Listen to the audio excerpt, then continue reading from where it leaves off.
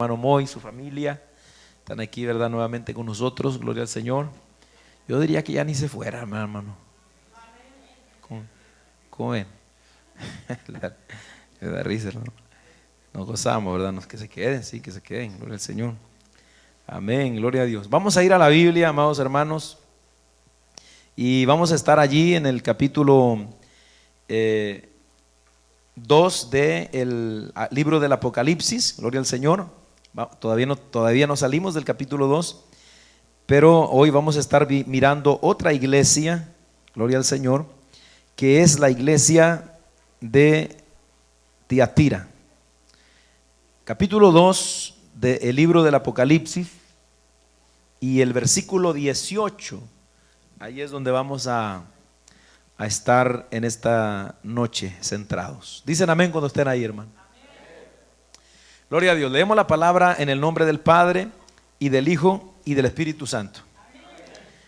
Dice así la Biblia: escribe al ángel de la iglesia en Tiatira, el Hijo de Dios, el que tiene ojos como llama de fuego y pies semejantes al bronce bruñido, dice esto: yo conozco tus obras y amor y fe y servicio y tu paciencia, y que tus obras postreras son más que las primeras. Pero tengo unas pocas cosas contra ti, que toleras que esa mujer Jezabel, que se dice profetiza, enseña y seduzca a mis siervos a fornicar y a comer cosas sacrificadas a los ídolos. Y le he dado tiempo para que se arrepienta, pero no quiere arrepentirse de su fornicación. He aquí, yo la arrojo en cama y en gran tribulación a los que con ella adulteran, si no se arrepienten de las obras de ella. Y a sus hijos heriré de muerte, y todas las iglesias sabrán que yo soy el que escudriña la mente y el corazón, y os daré a cada uno según vuestras obras. Pero a vosotros y a los demás que están en Tiatira, a cuantos no tienen esa doctrina y no han conocido lo que ellos llaman las profundidades de Satanás, yo os digo, no os impondré otra carga. Pero lo que tenéis, retenedlo hasta que yo venga. Al que venciere y guardare mis obras hasta el fin, yo le daré autoridad sobre las naciones y las regirá con vara de hierro, y serán quebradas como vaso de alfarero, como yo también la he recibido de mi Padre, y le daré la estrella de la mañana. El que tiene oído, oiga lo que el Espíritu dice a las iglesias. Amén. Hasta ahí, amados hermanos. Padre, te damos gracias en el nombre de Jesús de Nazaret, en esta preciosa hora, Dios mío, de la noche, en este estudio. Padre, te pedimos la guianza, la dirección de tu Espíritu, que podamos, Señor amado, comprender, entender lo que tú quieres hablarnos a través de esta palabra. En el nombre de Jesús de Nazaret depositamos nuestra vida en tus manos. Espíritu Santo de Dios, ayúdanos en esta noche. En el nombre de Jesús, amén y amén. Gloria a Dios. Tome su lugar, amados hermanos. Pues vamos desarrollando entonces, hermanos, estos mensajes que el Señor Jesucristo le manda a lo que es la iglesia que se encontraba, o las iglesias que se encontraban en lo que ya nosotros vimos, esa región de Asia en aquel tiempo, lo que corresponde a lo que hoy conocemos como el país de Turquía. Ahí es donde se encontraban estas iglesias de las que estamos hablando. Y hoy vamos a comenzar con un nuevo mensaje del Señor a otra iglesia, no sin antes recordarle así rapidito que cada una de estas iglesias, que es lo que estamos, digamos, deteniéndonos, por eso nos estamos deteniendo por lo menos 2 partes en cada carta, para que podamos analizar bien, hermano, todo lo que es lo que podemos aprender de aquí. Recuérdese que cada una de las iglesias representa un periodo histórico por el cual la iglesia de Cristo ha atravesado durante toda la historia de su existencia. Eso es una. Amén. También vemos que eran en realidad iglesias reales a las que se les envió originalmente la carta en ese momento en el que Juan vivía. Es decir, existía la iglesia de Éfeso, existía la iglesia de Esmirna, existía la iglesia de Pérgamo, amén. También existía la iglesia de Tiatira, pero tenemos que ver que es un mensaje que también, hermano, es para que nosotros podamos mirar lo que ha venido sucediendo a lo largo del desarrollo de la iglesia, amén. Y por eso es que vamos analizando en cada una de las cartas cómo el Señor, en ese mensaje que el Señor le da a las iglesias, nos da bastante luz acerca de lo que sucedía, no solamente en ese momento del primer siglo, que recuérdese que el libro del Apocalipsis se escribió en el primer siglo, más o menos como en el año 95 o 96. Esa es la fecha en la que todos los estudiosos concuerdan que se escribió este libro. Entonces, vamos nosotros, hermano, hoy a continuar con la iglesia a Tiatira, que es la iglesia papal. Alguien que se recuerde la iglesia que vimos anteriormente, la iglesia de Pérgamo, ¿cómo dijimos o a qué periodo de la iglesia representa? ¿Alguien que se acuerde? La iglesia de Éfeso era la iglesia apostólica, la iglesia del primer siglo. La iglesia de Esmirna, que fue desde el 100 hasta el 250 más o menos, era la iglesia perseguida, la iglesia que fue aplastada por el Señor. Y vimos que la iglesia de Pérgamo también representa un periodo de la iglesia que ya lo vimos con detalle. ¿Se acuerda alguno de ustedes? La iglesia estatal, amén, la iglesia mezclada con el mundo. Pérgamo, recuérdese que significa matrimonio consumado. ¿Por qué? Porque fue el periodo de la iglesia donde la iglesia se unió, se casó con el mundo cuando el cristianismo vino a convertirse en la religión oficial del Estado. Ahí estamos, digamos, en el periodo de la iglesia. Entonces, hoy vamos a continuar con la iglesia de Tiatira, que es la iglesia papal. Vamos a ver aquí algo interesante para que nosotros podamos entender un poquito. Por supuesto, ya cuando estudiamos la iglesia católica vimos con detalle eso, pero aquí lo vamos a ver algo así, rapidito, pero lo vamos a ver. Cómo este periodo de la iglesia representa ese momento en el cual, hermano, se empezaron a desarrollar todas estas normas y doctrinas que la iglesia ya mezclada con el mundo, que dio origen a lo que hoy conocemos como la iglesia católica, empezó a influenciar, hermano, grandemente, o a tomar el dominio, se puede decir, en este periodo de la iglesia. Esta iglesia de Tiatira abarca, según los historiadores, un periodo desde el 500 después de Cristo hasta el 1500 después de Cristo. Note por favor el periodo de tiempo que abarca la iglesia de Tiatira, desde el 500 hasta el 1500 después de Cristo. Alabado sea el Señor para siempre. Entonces, por eso vamos a ver lo importante de esto. En primer lugar, allí el versículo 18, la parte primera nos dice que el destinatario, como lo hemos visto, ya lo tenemos bien establecido. El destinatario de la carta es ¿quién? El ángel. Y dijimos que el ángel es el pastor de la iglesia, porque la palabra ángel lo que significa es un mensajero. Y el pastor es un mensajero. Entonces ya tenemos establecido quién es el destinatario. Es el pastor de la iglesia. Ya hemos señalado muchas veces, o cada vez que hemos mirado las cartas, que los pastores son los principales responsables en la manera en cómo está la condición de una iglesia, hermano. Amén.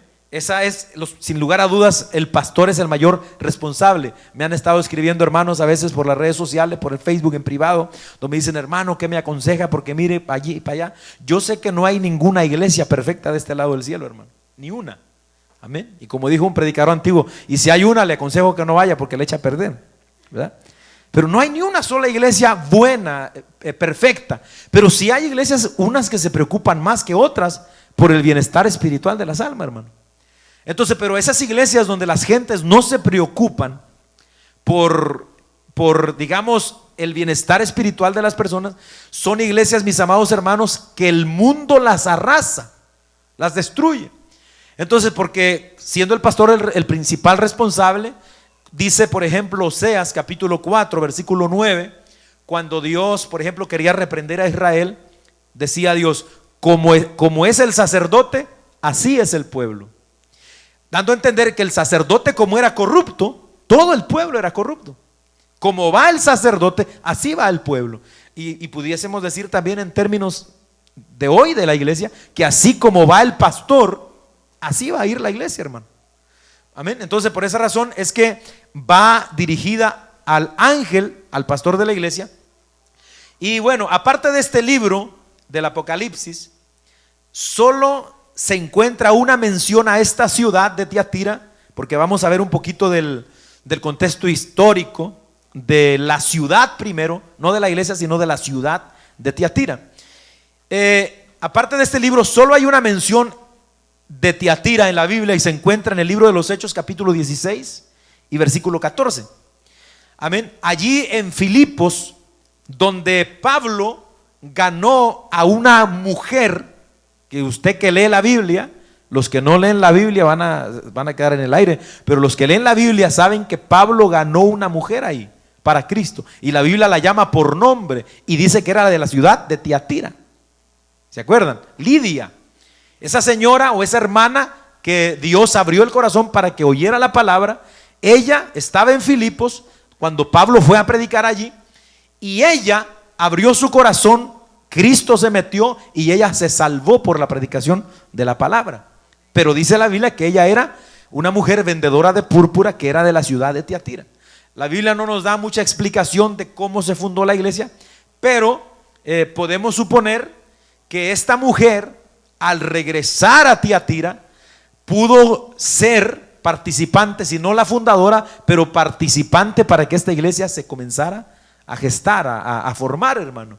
Porque así es que trabaja digamos, el establecimiento de las iglesias, de las obras. De repente uno de ustedes se muda de ciudad o se va por otro estado, y como usted sabe y ha sido instruido en la palabra y dice queremos palabra, entonces Dios puede abrir una puerta para que se abra una obra por ahí, hermano. ¿Cuánto alaban al Señor? Estamos orando por la obra en Dallas todavía, hermano. No quiere mudarse ninguno para Dallas, ¿no? Bueno, ahí me avisan si un día quieren mudarse para allá, hermano. Aleluya. Pero seguimos orando, hermano. Entonces, posiblemente así se haya formado la iglesia. En cuanto a la ciudad de Tiatira, según la historia que podemos corroborar por medios cristianos y no cristianos, se encontraba en el camino entre Pérgamo y Sardis. Entre Pérgamo y Sardis, ahí se encontraba esta ciudad. Y era en realidad más que una ciudad bien establecida, aunque era una ciudad, pero más que una ciudad, originalmente era como una especie de un puerto militar de la ciudad de Pérgamo, que era una ciudad mucho más grande, como ya vimos la vez pasada. Tiatira era como una parte que era grande también, pero era como un puesto militar que se había convertido en una ciudad, que se encontraba en esa región también. Por lo tanto, no poseía las mismas cualidades de belleza ni de grandeza de las demás ciudades. Sin embargo, Tiatira era famosa por su industria de teñido de brillantes y lujosas telas escarlatas, las cuales eran muy usadas en toda Asia y en toda Europa, hermano. Amén. Y esto usted no nada más lo lee en la Biblia, esto usted lo lee en la historia secular también, porque yo estuve buscando información también de la historia secular y todos dan estos datos. Es decir, cuando la Biblia dice que Lidia era vendedora de púrpura, y usted lo corrobora también acá por las fuentes del mundo, o sea que es historia, entonces usted puede ir atando cabos ahí. Y esa ciudad efectivamente era muy conocida porque allí se vendían y se hacían estas telas, las cuales se teñían de un tinte púrpura brillante, es lo que es el escarlata, y eran muy famosas y usadas por gentes mayormente de billullo, hermano, de dinero. O sea, gente pudiente, De hecho, los reyes, los gobernantes siempre se vestían de púrpura y de este tipo de colores. Entonces era famosa y era conocida por esta industria, digamos, textil que tenían allí, amados hermanos. También había en esta ciudad un templo para la diosa Diana, a quien veneraba toda Asia. Acuérdese que esta Diana era prácticamente adorada en toda esa región. Y otra práctica muy común en esta ciudad era la superstición y toda clase de cosas ocultas. En la actualidad se pueden visitar, de hecho, si usted gusta meterse a la internet y buscar por ahí lugares bíblicos, busque y se encuentran todavía algunas ruinas allí, en lo que hoy se llama Akishar en el país de Turquía. Ahí se pueden ver todavía algunos vestigios, algunas columnas, algunas rocas antiguas donde estaba situada esa ciudad, hermano.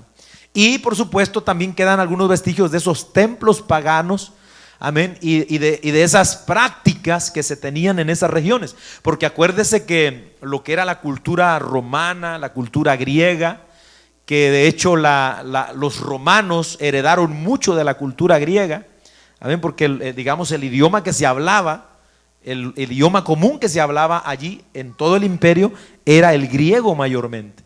Aunque los romanos, el idioma oficial era el latín, es decir, el de los documentos y eso era el latín, pero el idioma coloquial, el del pueblo, era griego, porque fueron influenciados bastante. Y con todas esas culturas se vinieron todos los ritos paganos y supersticiones y todas esas cosas que fueron llenando todas las culturas, hermano, porque eso de las culturas se ha corrido hasta nuestros países. Vaya usted, hermano, a saber todo eso.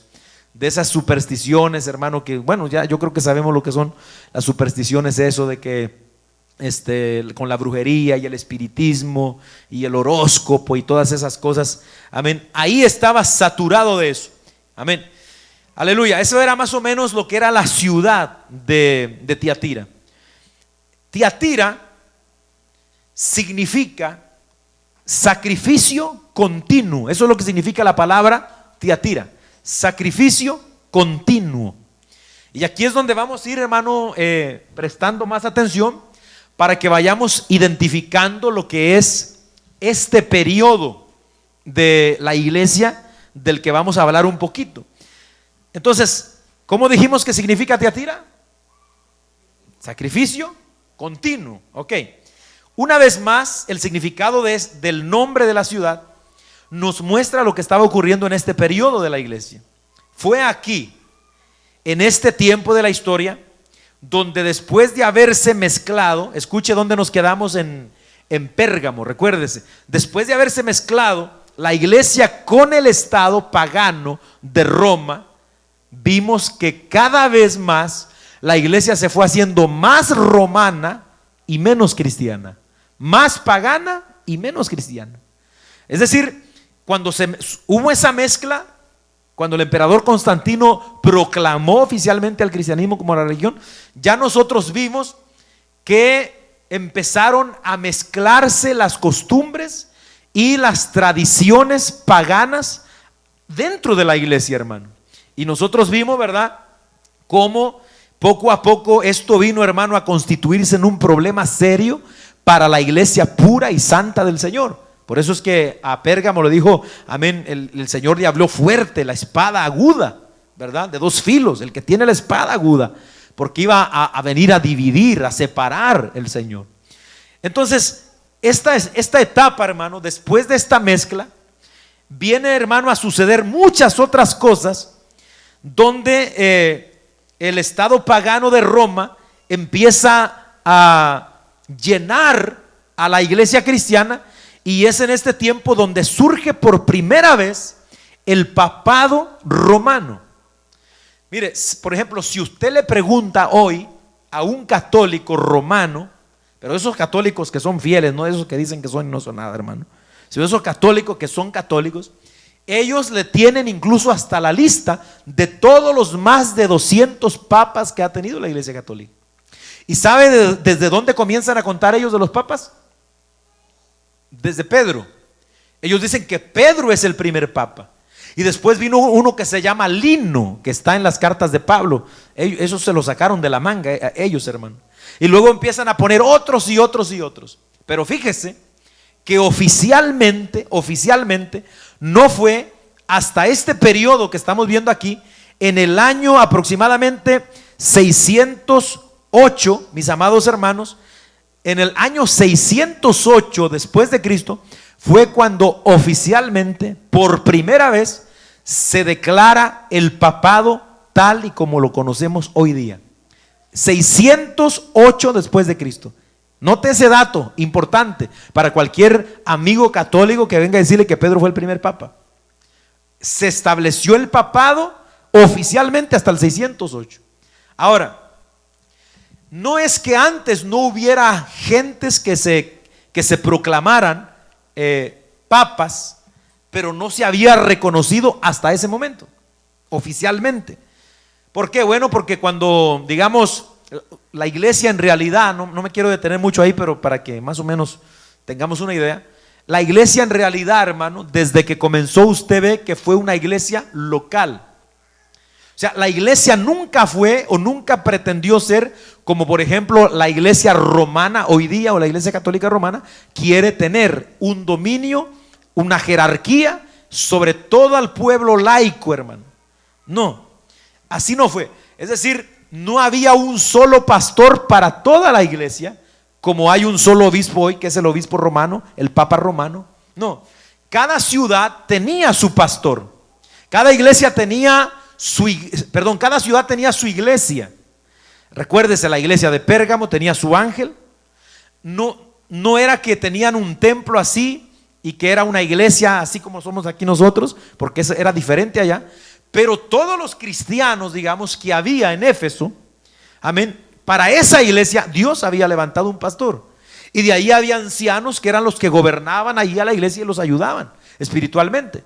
Pero ahí en Éfeso esa era la iglesia. En Pérgamo era otra. Allá en Antioquía era otra. Allá en Alejandría era otra. Y cada una tenía su pastor, su manera de trabajar, viendo las necesidades de los hermanos. ¿Sí me entiende? Individualmente. No había tal cosa como un pastor que dijera: ok, yo voy a ser el pastor de todos los pastores.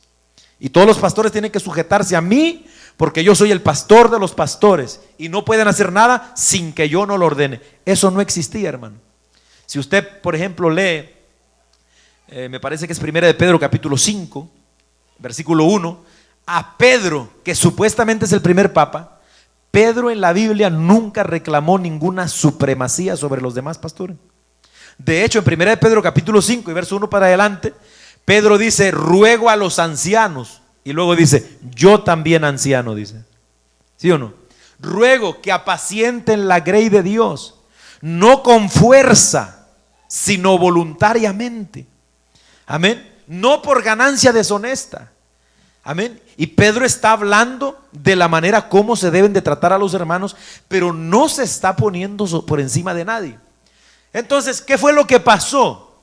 Con el paso del tiempo, cuando murieron los apóstoles, murió Pedro, murió Pablo, Juan. Con el paso del tiempo, los obispos de las diferentes iglesias empezaron a sentirse superiores unos y otros. Y después, como en el año 200, empezó a levantarse, hermano, más bien dicho, en el año 300 aproximadamente, cuando gobernaba el emperador Constantino, hubo un obispo que se llamó Calixto, y este hombre fue, mis amados hermanos, el que por primera vez quiso que se le diera autoridad para gobernar sobre los demás obispos. Y después entonces empezaron a surgir otros, como él era el obispo de Roma, y Roma era la capital del imperio romano, amén, y como ya estaba mezclada la iglesia con el mundo, con el gobierno, pues entonces se le empezó a dar como más privilegios a este obispo romano, de tal modo que él empezó a sentir que él necesitaba gobernar por encima de los demás. Y empezó a haber estos problemas y unos reclamaban, no, yo soy el obispo de los obispos. Y había otros que se levantaban a decir, no, tú no eres nadie. Amén, yo soy el obispo. Y empezó a haber estas peleas, hermano. ¿Hasta qué? Hasta que el imperio, más adelante, hizo un concilio, el imperio romano, note esto, hermano, gobernado por Constantino, para definir y decir, por ejemplo, en el concilio históricamente llamado de Nicea, en el año 325 después de Cristo, hubo un concilio convocado por el emperador, no por la iglesia, por el emperador romano. Y ahí se trataron cuestiones de fe, como por ejemplo de la deidad de Cristo y eso. Pero algo que sucedió también fue que el emperador, las autoridades dijeron, ok, aquí en Roma el obispo romano se puede hacer cargo de todos los obispos que hay aquí, todos los pastores que hay aquí. Allá, por ejemplo, en Antioquía, allá otros que se hagan cargo allá. Allá en Alejandría, otro. Y empezó, como a quien dice, a designar gentes fuertes en las regiones, hermano, lo cual no era lo que la iglesia estaba haciendo cuando comenzó. Entonces, ya cuando avanzó el tiempo, al llegar al 608, fue cuando definitivamente el obispo romano llamado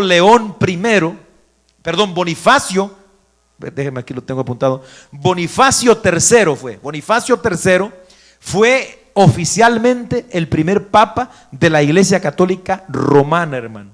Amén, el primer papa. Hasta ahí es que se menciona. ¿Cuántos años pasaron desde Cristo hasta el primer papa? Imagínense, desde el 33 hasta el 608, hermano, más de 500 años sin que hubiera un papa. ¿Cómo es entonces que la religión pagana romana católica viene a decir que Pedro fue el primer papa si no hay mención de ningún papa en los primeros 500 años de la iglesia?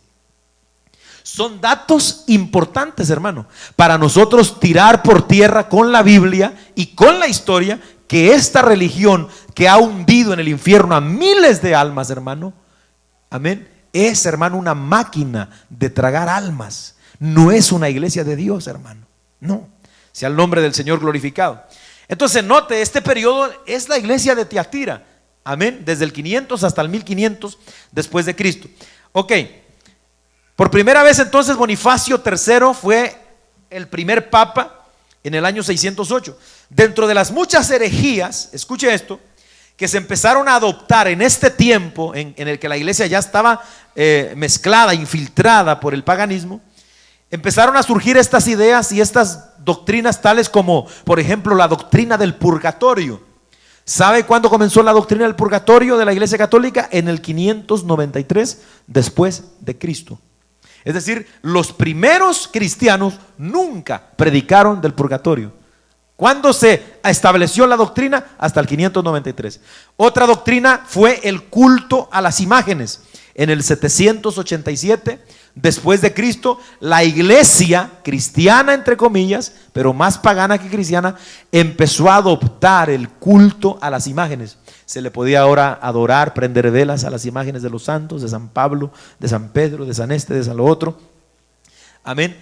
Imagínese usted, después, en el año 1000, porque hay muchas otras que pudiera citarle, pero estoy yéndome un poquito rápido para que vea el abarque, el alcance del daño que se hizo en esta época, hermano.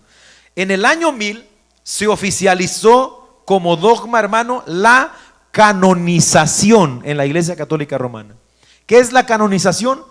El que la iglesia tiene el poder de declarar santo a una persona, amén, para que se le pueda adorar y para que se le pueda pedir, como acaba de hacer, hermano, ahorita, amén, la Iglesia Católica Romana con un jovencito italiano, si no me falla la mente, que se murió por allá, hermano, en unos Alpes, allá en el hielo, y quedó bien conservado el cuerpo, porque quedó enterrado en hielo y quedó bien conservado, que parece ser que, hermano, algo increíble.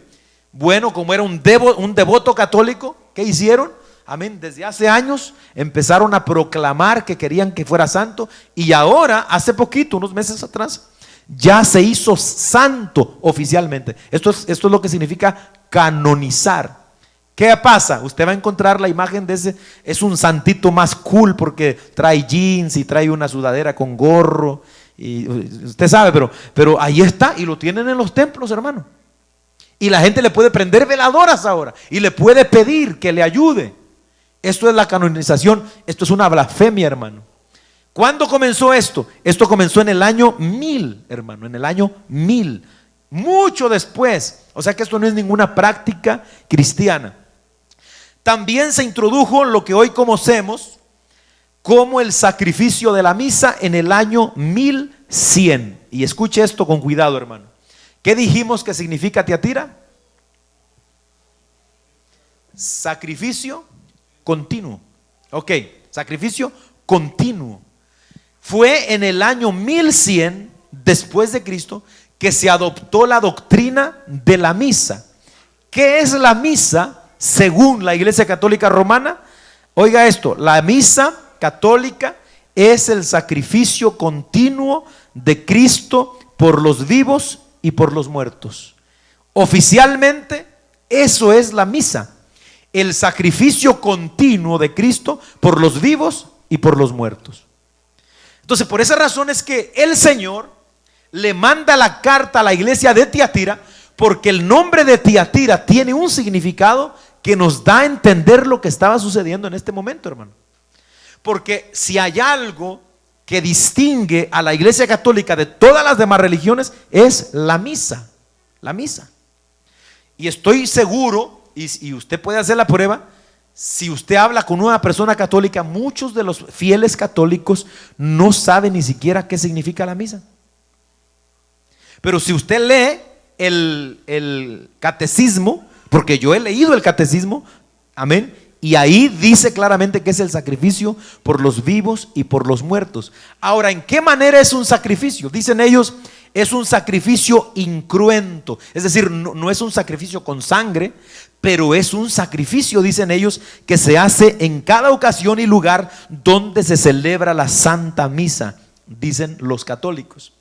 Ahora, comenzó en el 1100, más adelante, 100 años más adelante, en el 1215, dentro de la misa se entra también otra doctrina católica que se llama la doctrina de la transubstanciación. La transubstanciación que enseña que en la misa, a la hora de comer la hostia y el vino, la hostia y el vino se convierten no simbólicamente, no espiritualmente, sino literalmente en el cuerpo y en la sangre de Cristo. Amén. Esa es la doctrina de la transubstanciación. Amén. Y prácticamente, ¿por qué? Bueno, porque tenían que apoyar la idea de que cada misa es un sacrificio de Cristo. Cada misa es un sacrificio de Cristo. Cada que hay una misa aquí en Tyler, en Houston, en todo el mundo, cientos de miles de misas, hay cientos de miles de sacrificios de Cristo diarios, hermano. Diarios. Según lo que está enseñando la Iglesia Católica. Oiga esto, mis amados hermanos, por esa razón es que yo, estudiando un poquito en la historia de la Edad Media y eso, ¿sabe por qué hoy día, por ejemplo, los católicos solo toman la hostia pero no beben de la copa? ¿Sabe por qué? Porque en la Edad Media se quitó esa práctica. Porque como entró la doctrina de la transustanciación, que Cristo es la hostia, ese es Cristo, y la sangre también es, el vino es sangre, literal. O sea, real. Entonces cuando la gente tomaba, porque anteriormente sí se daba la hostia y se daba el vino a los feligreses, pero como se le derramaba muchas veces a las personas el vino a tomarlo, entonces a veces se caía, y hubo, hermano, incluso hasta condenas severas de muerte a las personas que dejaban que se le derramara el vino y se cayera al suelo porque se estaba derramando la sangre de Cristo, o un pedazo de pan se caía. Era una blasfemia según la Iglesia Católica. Y hubo incluso condenas y muertes, hermano, por este tipo de blasfemia según ellos. Por eso más adelante como que reaccionaron y quitaron, y ahora solo le meten el pan a la gente y ya no le dan a beber. Si ellos dicen que eso es la cena del Señor, eso no es la cena del Señor, porque la cena del Señor hay que comer el pan y hay que beber la copa, dice la Biblia. O sea, todas esas cosas Pero lo más difícil, hermano, es aquí que esta doctrina, amados hermanos, contradice totalmente lo que es la palabra de Dios, porque la Biblia es muy firme en asegurar que el sacrificio de Cristo es perfecto, ¿sí o no? No tiene que hacerse todos los días como lo hacen en la misa. Es perfecto y fue necesario hacerlo ¿cuántas veces? Una sola vez. Hebreos 9:28, Primera de Pedro 3:18. Cristo se ofreció una vez por los pecados de todos, una sola vez, porque fue el sacrificio perfecto, el de Cristo, amados hermanos. De tal manera que la doctrina que se formuló en esta época es y es hasta ahora una de las más grandes blasfemias. Escuche eso, hermano. La misa católica, para todos los amigos católicos que nos escuchan, hermano, amén. La misa católica es una de las más grandes blasfemias contra la obra expiatoria de Jesús en el Calvario, hermano. Porque si yo acepto la misa que se metió en esta época de la iglesia como el sacrificio continuo de Cristo, yo estoy diciendo que lo que Jesús hizo en la cruz del Calvario hace más de 2000 años no sirvió, hermano.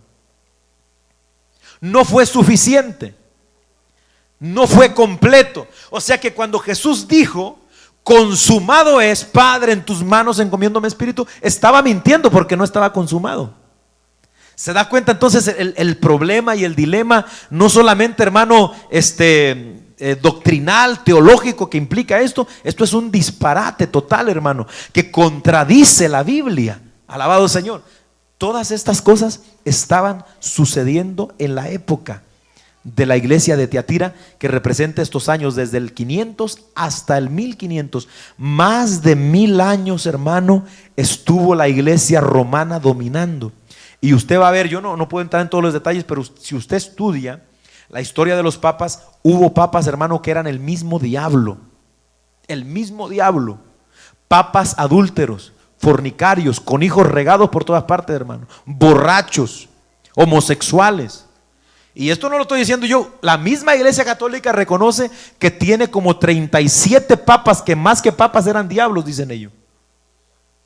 Ahora, ¿cómo es que un ser infalible como el papa va a ser un diablo, hermano? Si es que el papa no falla. ¿Se da cuenta?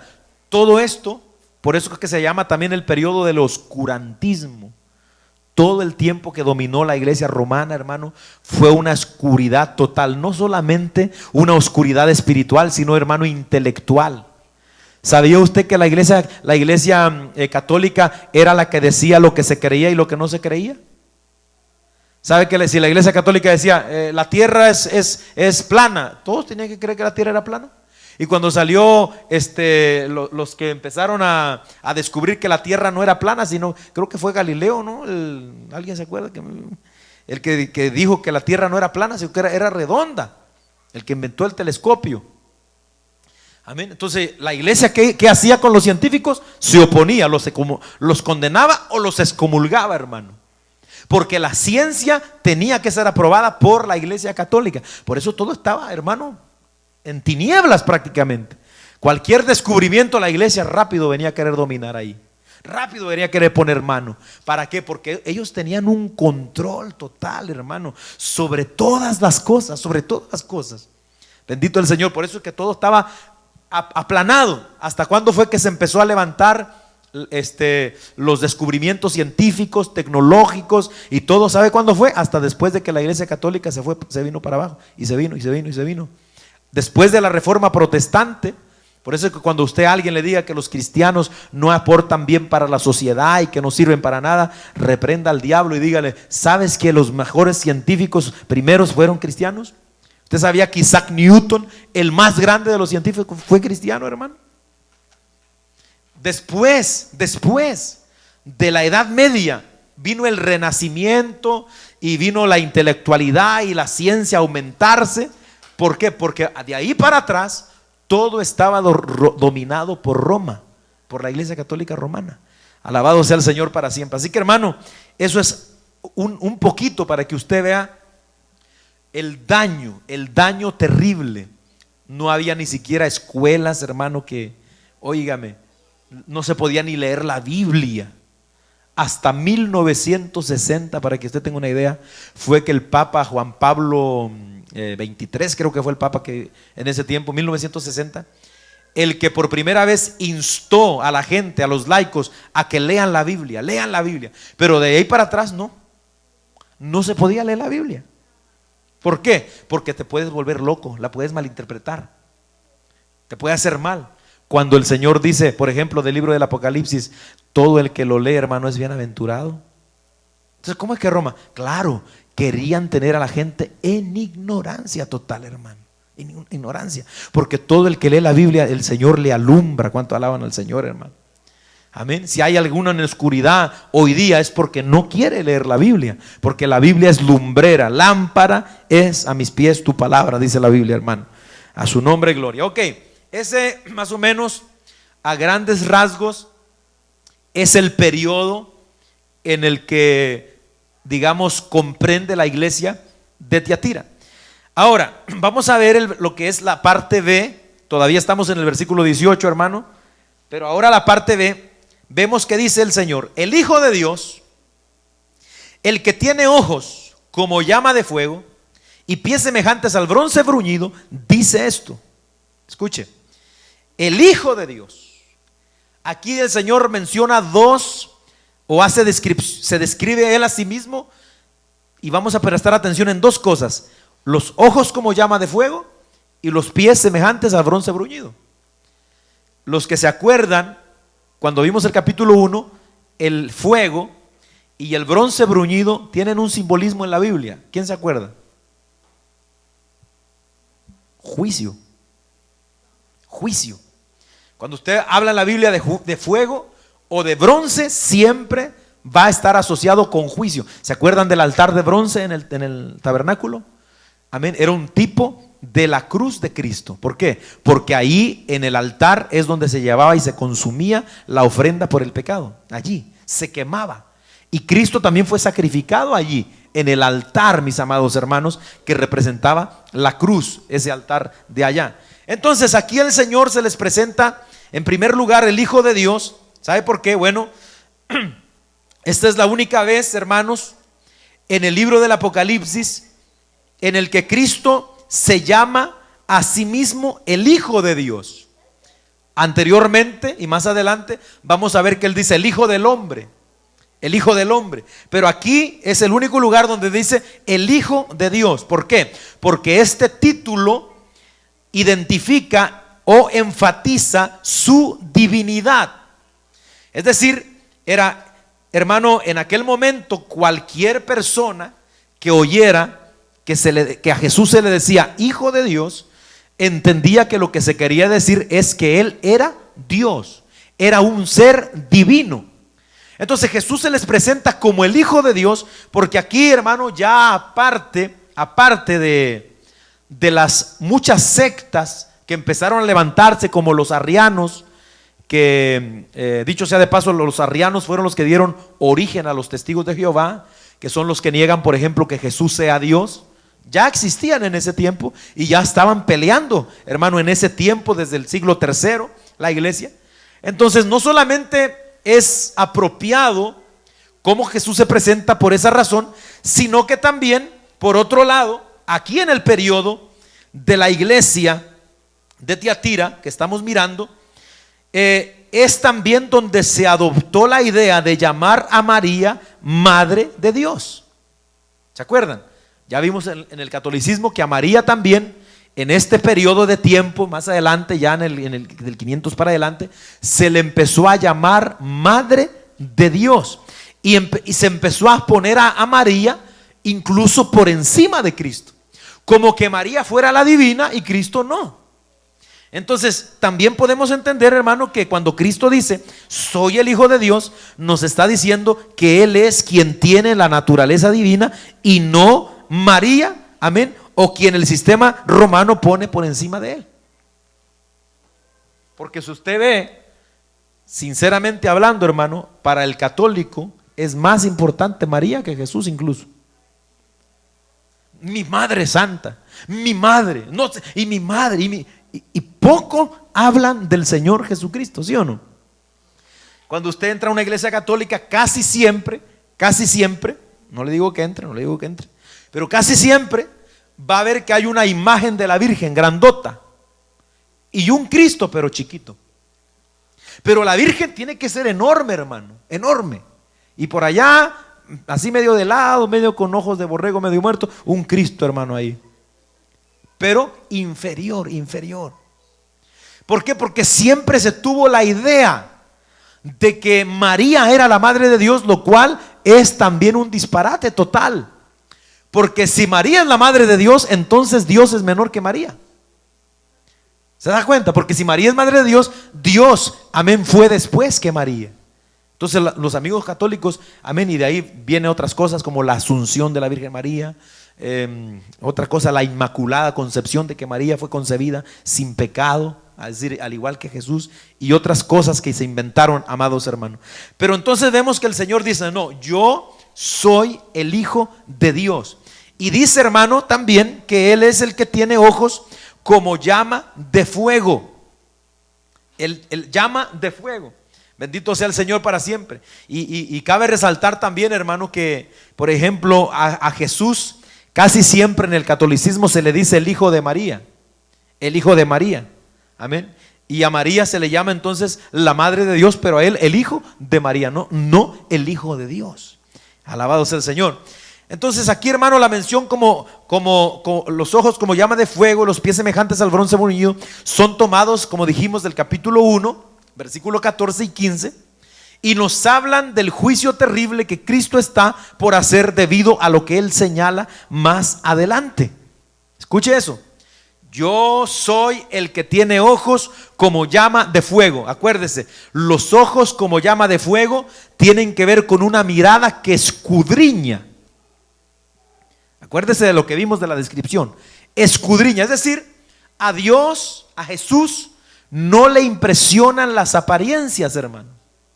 Por ejemplo, usted dice el catolicismo era, hermano, como una especie de una superpotencia de religión por los templos y las enormes catedrales que en esos tiempos se empezaron a construir, como la Basílica de San Pedro y todas esas grandes catedrales, hermano, aleluya. Pero ¿saben? A Jesús dice: yo no solamente miro lo de afuera, yo miro hasta tu corazón adentro. Es decir, ojos como llama de fuego. Estaba diciéndonos aquí el Señor que Él estaba mirando y sabía exactamente lo que estaba pasando dentro de su iglesia en este momento.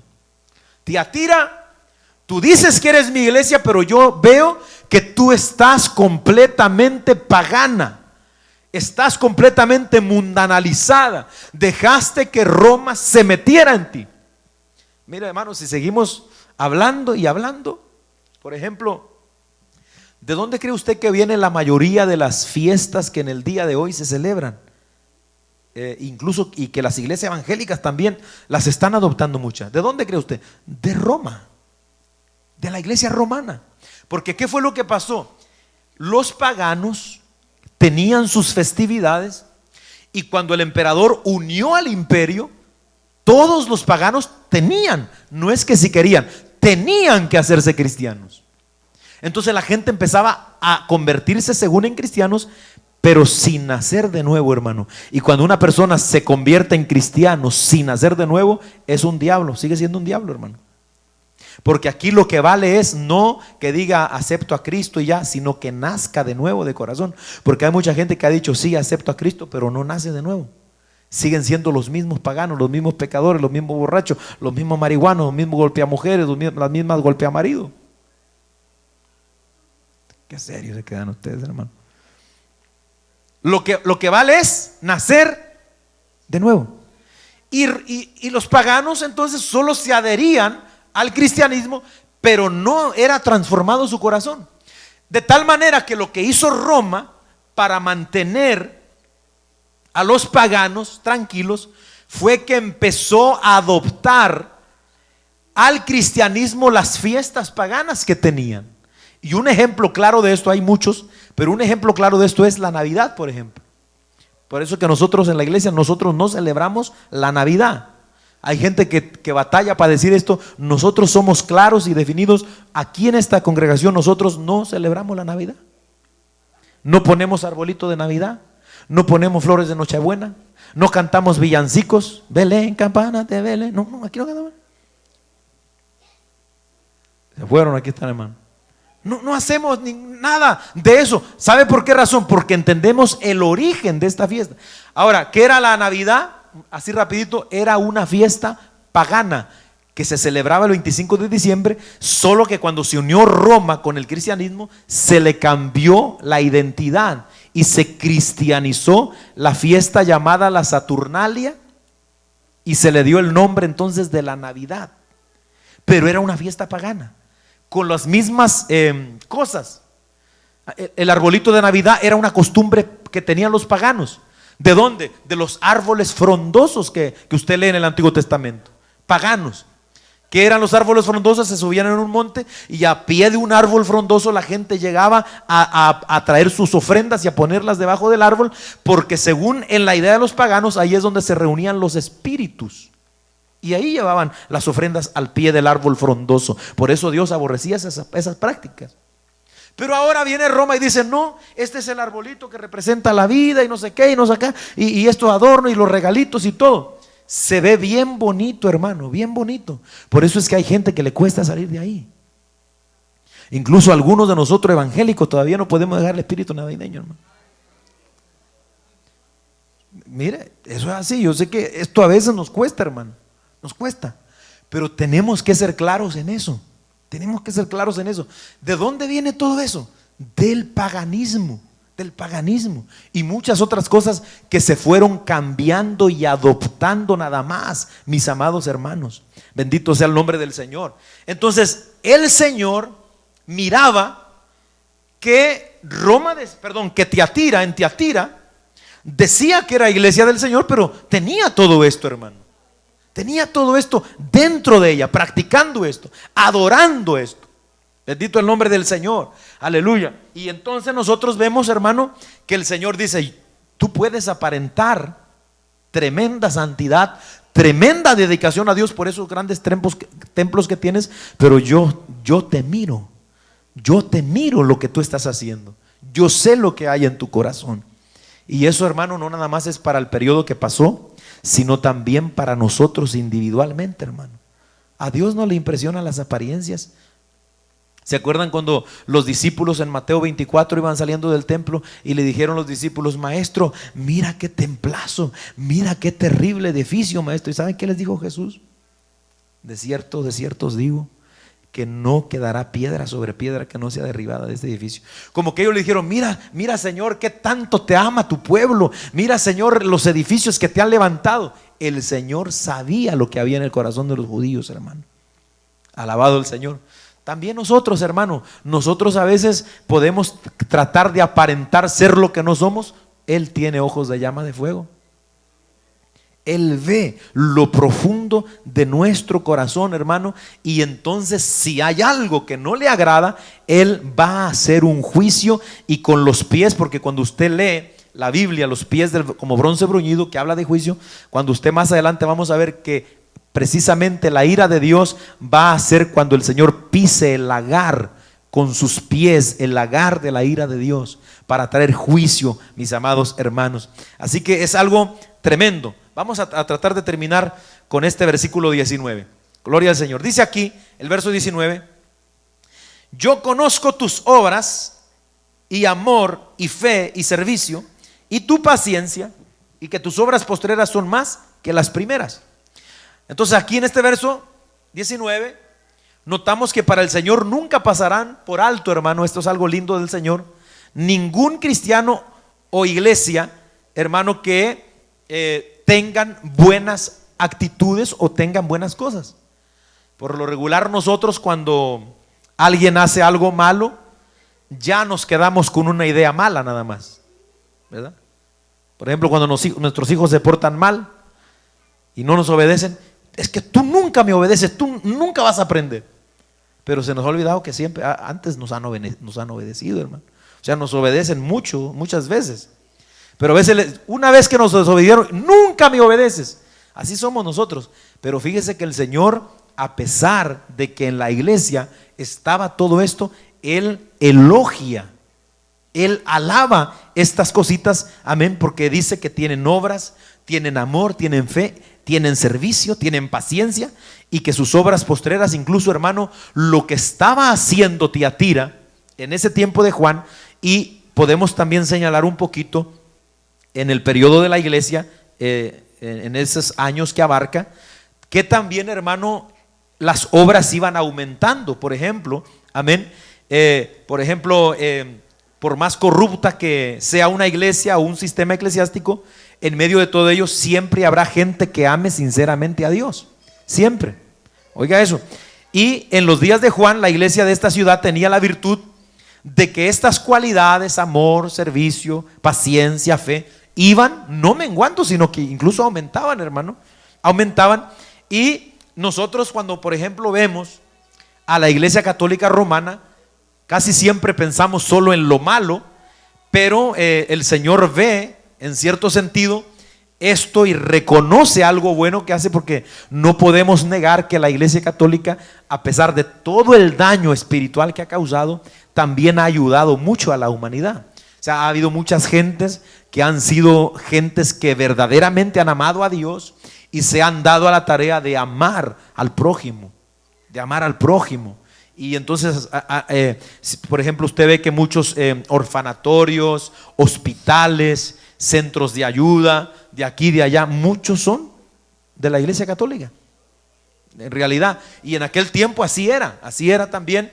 Empezaron a haber muchos de esos, y hasta el día de hoy también. Solo que, verdad, por supuesto, ya también cuando la iglesia cristiana o evangélica, que vamos a ver en otra carta, más o menos cómo comienza lo que es la iglesia evangélica, amén, ya también fue desarrollándose y también ha hecho bastante aporte para la humanidad, hermano. Bendito sea el nombre del Señor. O sea que en realidad el Señor conoce las obras de la iglesia y la alaba por eso. Amén. Eso es bueno, eso es lindo, hermano. Nosotros debemos aprender de aquí también con esto, hermanos, y en el trato con nosotros, en el trato con nuestros hijos, con nuestra familia. Hay que reprender las cosas malas, pero también hay que alabar las cosas buenas, hermano. ¿No le parece? ¿Verdad? Porque si nosotros a nuestros hijos solamente lo malo les miramos y lo malo, y cuando hacen algo bueno no los alabamos, no les decimos good. Dígale good de perdido, hermano. Bueno, eso está bueno, está bueno. Pero no se me olvida lo otro, ¿no? Dios es bueno, hermano, Dios es bueno. Vamos a dejarla ahí porque no queremos quedarnos a medias.